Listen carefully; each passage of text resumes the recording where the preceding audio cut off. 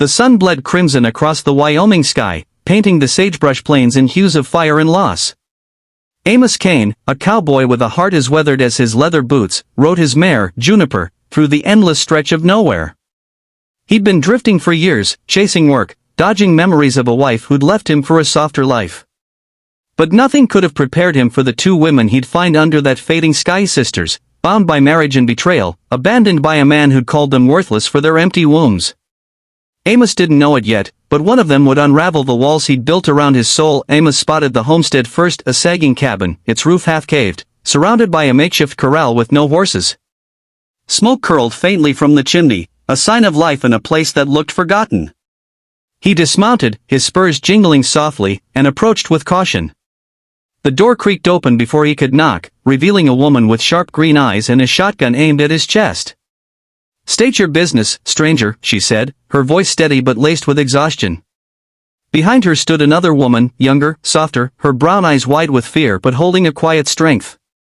They were Lila and Sarah, sisters married to the same man, left behind when he decided their barrenness was a curse he wouldn't carry. Lila, the older, was all edges, quick-witted, fiercely protective, her hands calloused from years of working the land alone.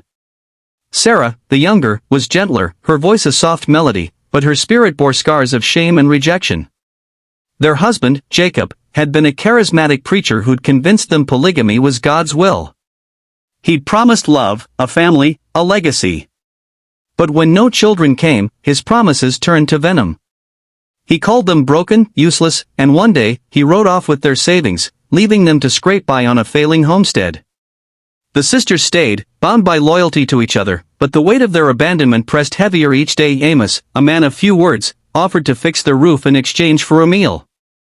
He wasn't one for charity, but something about their defiance in the face of despair tugged at him. Over a supper of thin stew, Lila told him their story, her voice bitter but unbroken. Sarah listened, her gaze flickering to Amos, seeing in him a kindness she hadn't known in years. He worked through the day, patching the roof, mending the corral, his hands steady but his heart stirred by Sarah's quiet resilience. She'd bring him water, her fingers brushing his as she passed the canteen, and he'd catch himself lingering in her presence, drawn to the warmth in her eyes. The first challenge came with the land itself. The homestead was on its last legs, soil too dry for crops, a well that barely gave water. Lila was determined to keep it, her pride refusing to let Jacob's betrayal take everything. Amos, who'd seen enough failing ranches to know the odds, suggested they sell and start fresh elsewhere. Lila snapped at him, her anger masking fear. "This is ours. He doesn't get to win." Sarah, though, saw Amos's point, and her gentle reasoning softened Lila's resolve.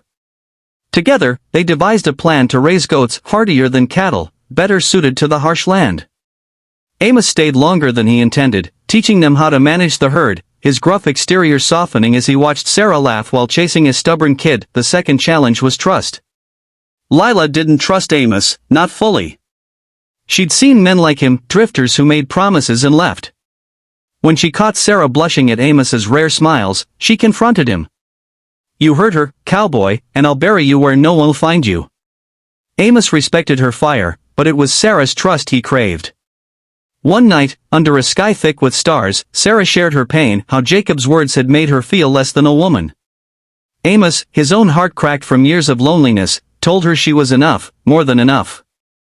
The words slipped out, raw and honest, and Sarah's tearful smile lit something in him he thought was long dead. The third challenge was Jacob's return. Word had spread of the sisters' modest success with the goats, and Jacob, now broke and desperate, came back claiming what was his. He rode in with a silver tongue, promising to make things right, but Lila saw through him. Sarah, though, wavered, her heart still tangled in the hope of the family she'd never had. Amos wanted to run Jacob off, but he saw Sarah's struggle and held back, letting her choose. In a moment of clarity, Sarah faced Jacob, her voice steady as she told him he'd lost his claim to them the day he left. Lila stood beside her, shotgun in hand, and Jacob, seeing their united front, slunk away like the coward he was. As weeks turned to months, Amos found himself staying, not out of duty but because Sarah had become his home. He hadn't planned to love her, hadn't thought he could love again. But her quiet strength, her way of finding joy in small things, like the first kid born to their herd, drew him in. Lila, though wary, saw the change in Sarah, how her sister's laughter came easier now.